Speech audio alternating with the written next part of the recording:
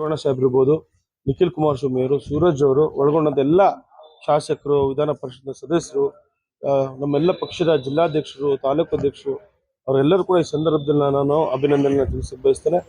ಕೆಲವೊಂದು ಕಡೆ ಪಕ್ಷ ಕಾರ್ಯಕರ್ತರು ಮತ್ತು ಬಹಳ ಹುಮ್ಮಸ್ಸಿನಿಂದ ಮುಂದಿನ ಒಂದು ಸ್ಥಳೀಯ ಚುನಾವಣೆ ಇರ್ಬೋದು ಮತ್ತು ಪಕ್ಷದ ಸಂಘಟನೆ ವಿಚಾರಕ್ಕೆ ನಮ್ಗೆಲ್ಲರಿಗೂ ಬಹಳ ಅನುಕೂಲ ಆಗಿದೆ ಮತ್ತು ಎಲ್ಲರಿಗೂ ಕೂಡ ಸಂತೋಷವನ್ನು ತಂದಿದೆ.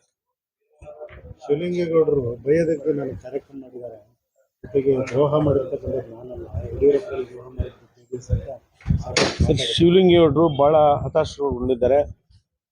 ನಾನು ಕೂಡ ನೋಡ್ತಾ ಇದ್ದೆ ಅವರ ಏನು ಇದರಲ್ಲಿ ನಮ್ಮ ಮಾಧ್ಯಮದಲ್ಲಿ ಅಲ್ಲೊಂದು ಕಡೆ ಹೇಳ್ತಾ ಇದ್ರು ನಾನು ಪಕ್ಷ ಬಿಟ್ಟು ಹೋಗ್ಲಿಕ್ಕೆ, ಇನ್ನೊಂದು ಕಡೆ ನಾನು ಕೂಡ MLC ನಮ್ಮ ಕ್ಷೇತ್ರಕ್ಕೆ ಅರಸೀಕೆರೆ ಕ್ಷೇತ್ರಕ್ಕೆ ಬೇಕು, ನಾನು ಕುರುಬ ಸಮುದಾಯದ ಬಿಳಿಚಡೋರಿಗೆ ನಾನು MLC ಮಾಡಬೇಕು.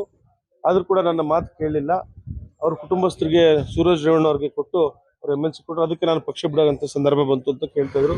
ಇನ್ನೊಂದು ಕಡೆ ಭಾಳ ಹಾಸ್ಯಾಸ್ಪದ. ಯಾಕೆಂದರೆ ಇವತ್ತು ಹೌದಾ ಪಕ್ಷ ಇವತ್ತು ಅಧಿಕಾರದಲ್ಲಿದೆ, ಅವರು ಕೂಡ ಏನು ಅಧ್ಯಕ್ಷರಾಗಿದ್ದಾರೆ, ಅವರು ಕೂಡ ನಮ್ಮ ಹೌಸಿಂಗ್ ಬೋರ್ಡ್ ಇದನ್ನು ಅವರು ಕೂಡ ಅಧ್ಯಕ್ಷರಾಗಿದ್ದಾರೆ.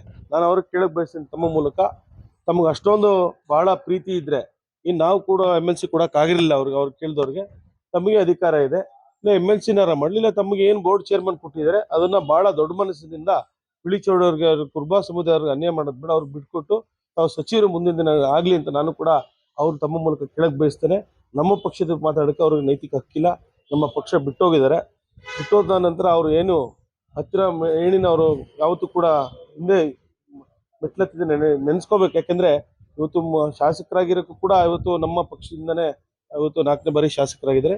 ತಮ್ಮ ಮೂಲಕ ಕೇಳಕ್ಕೆ ಬಯಸ್ತೇನೆ, ದಯಮಾಡಿ ತಾವು ಕುರುಬ ಸಮುದಾಯದವರಿಗೆ ತಾವು ಬಿಟ್ಕೊಡಿ ಅಂತ ತಮ್ಮ ಮೂಲಕ ಹೇಳಿ. ನಮ್ಮಿಂದನೇ JDS ಹೊರತು JDS ಇಂದ ನಾನಲ್ಲ, ನಾನು 13,000 ಓಟ್ ಇದ್ದಿದ್ದ 80,000 91ರಲ್ಲಿ ಅವ್ರು ಹೇಳಿದ್ದು 91ನೇ ಇಸ್ವಿಲಿ ಏನು ಲೋಕಸಭಾ ಚುನಾವಣೆ ಇದ್ದಾಗ 13,000 ಇತ್ತು ಅಂತ.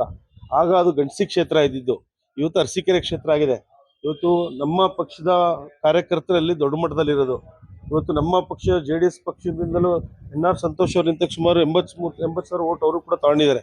ಹಾಗಾಗಿ ಎಲ್ಲ ಒಂದು ಕಡೆ ನಿಮ್ಮ ಪಕ್ಷ ಯಾವತ್ತೂ ಪಕ್ಷ ಅಲ್ಲ, ಪಕ್ಷದಿಂದ ನಾವು, ನಮ್ಮಿಂದ ಪಕ್ಷ ಅಲ್ಲ. ದಯಮಾಡಿ ಅದನ್ನು ಮರಿಬೇಡಿ ಅಂತ ಹೇಳಕ್ಕೆ ಬಯಸ್ತೀನಿ. JDS ನಾಯಕರು ಬಾಲ ಹಿಡ್ಕೊಂಡು ನಾನು ಮಂತ್ರಿ ಆಗಬೇಕು, ಮಂತ್ರಿ ಮಾಡಲಿ ನೋಡೋಣ. ಅವರು ಈಗೇನು ನೆಕ್ಸ್ಟ್ ರೀಶಫಲ್ ಆಗ್ತಿದೆಯಲ್ಲ, ಅವ್ರು ನೋಡೋಣ ಮಂತ್ರಿ ಮಾಡ್ತಾರೆ ಏನು ಮಾಡ್ತಾರೆ ನೋಡೋಣ. ತಾವು ನೋಡಿ ಸರ್, ಇಲ್ಲಿ ಅಲ್ಲೇ ಸೀನಿಯರ್ಸ್ಗಳಿದಾರಲ್ಲ, ನೋಡಿ ನೋಡೋಣ. ಮಂತ್ರಿ ಆಗಬೇಕು ಅಂತ ಹೋಗಿದಾರಲ್ಲ, ಕೊಡ್ತಾರ ಇಲ್ವ ನೋಡೋಣ. ಮತ್ತೆ ಬೋರ್ಡ್ ಚೇರ್ಮನ್ ಆಕಾಂಕ್ಷೆ ಎಲ್ಲ ಇದಾರೆ ಸರ್, ಅವ್ರಿಗೆ ನಿಮ್ಗೆ ಮಾಹಿತಿ? ನಮಗೇನು ಮಾಹಿತಿ ಸರ್, ಅವ್ರ ಪಕ್ಷದ್ದು ಅವ್ರಿಗೆ ಬಿಟ್ಟಿರೋಂಥ ವಿಚಾರ. ನಾವು ಮೇಲ್ನೋಟಕ್ಕೆ ಗೊತ್ತಿರೋಂಗೆ ಒಕ್ಕಲಿಗರಲ್ಲಿ ಬಹಳಷ್ಟು ನಾಯಕರು ಕಾಂಗ್ರೆಸ್ ಅಲ್ಲೇ ಇದ್ದಾರೆ. ಅದನ್ನು ಹೊರತುಪಡಿಸಿ ಹೊಸದಾಗಿ ಬಂದಿರೋರಿಗೆ ಕೊಡ್ತಾರೆ ಅಂತ ನಮಗೆ ಎಲ್ಲ ಒಂದು ಕಡೆ ಅನುಮಾನ. ನೋಡಿ, ಬೋರ್ಡ್ ಚೇರ್ಮನ್ ಕೊಟ್ಟಿರೋದ್ರಿಂದ ಭಾಳ ಅದರಲ್ಲೇ ಸಂತೋಷ ಪಡ್ತಾರೆ ಅಂತ ಅನ್ಕೊಂಡು ಮಂತ್ರಿಗಿರಿಗೋಸ್ಕರ ಆಸೆ ಪಟ್ಟು ಪಕ್ಷ ಬಿಟ್ಟು ಹೋಗಿದ್ದಾರೆ ಸರ್. ಅದೇ ಹೇಳಿದ್ರಲ್ಲ, ನಾನು ಎಷ್ಟು ದಿನ ಅಂತ MLA ಆಗಿರಬೇಕು, MLC ಆಗಿದ್ದು ಮಿನಿಸ್ಟರ್ ಆಗಬೇಕು ಅಂತ ಹೋಗಿದ್ದೀನಿ ಅಂತ. ನೋಡೋಣ, ಅಲ್ಲಿಂದ ಮತ್ತೆ JDS ಬಿಟ್ಟು ಬರ್ತಾರಂತ ನೋಡೋಣ.